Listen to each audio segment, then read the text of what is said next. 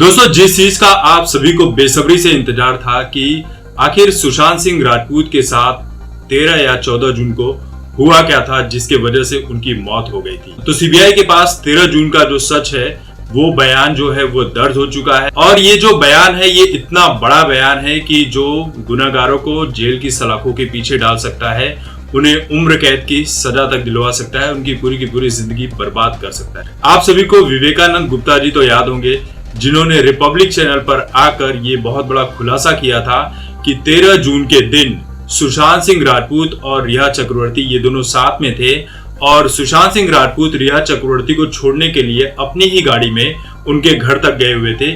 इस बात का उन्होंने खुलासा किया था। हालांकि 13 जून के बारे में रिया चक्रवर्ती ने यह कहा था कि मैं 13 जून को किसी से भी नहीं मिली थी, मैं सुशांत सिंह राजपूत से भी नहीं मिली थी।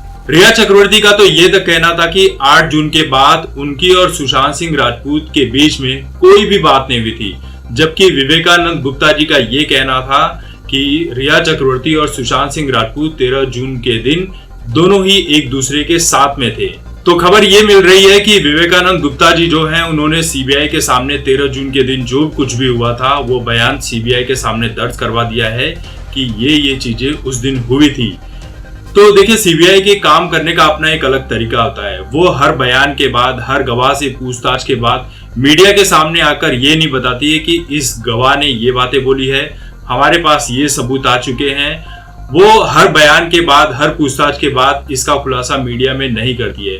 उनके काम करने का अपना एक अलग तरीका होता है और वो बहुत ही प्रोफेशनल तरीके से करती है।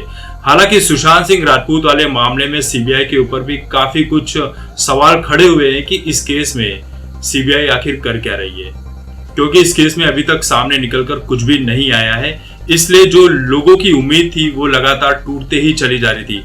लेकिन अब ये जो बात सामने आ रही है, इस बात से एक उम्मीद तो जगी है कि शायद विवेकानंद गुप्ता जी ने 13 जून के दिन जो कुछ भी हुआ था, जो बात उन्होंने दर्ज करवाई है, शायद ये बहुत बड़ी बात हो सकती है। लेकिन आपको ये बात भी मानकर चलना होगा कि जो अदालत होती है वो भावनाओं के ऊपर नहीं चलती है। वो आपने जाकर सीबीआई के सामने या पुलिस के सामने जाकर कुछ भी बोल दिया, उसके ऊपर नहीं चलती है।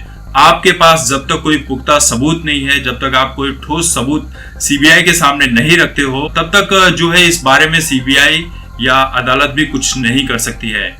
तो आप सभी की इस वीडियो को लेकर क्या राय है? आपको क्या लगता है कि विवेकानंद गुप्ता जी ने जो भी बयान सीबीआई के सामने दिया है, क्या वो बहुत ठोस सबूत है, या हर बार की तरह सुशांत सिंह राजपूत के फैंस को सिर्फ और सिर्फ निराशा ही देखने को मिलने वाली है, या फिर वही जिस तरह से पिछले 4 महीने से इस केस में चल रहा है कि कुछ सूरज की रोशनी दिखाई नहीं पड़ रही है, आगे भी कुछ ऐसा ही होने वाला है? तो आपके जो भी जवाब हैं कमेंट करके जरूर दीजिए। तब तक देखते रहिए आपकी बात मुकेश के साथ। धन्यवाद।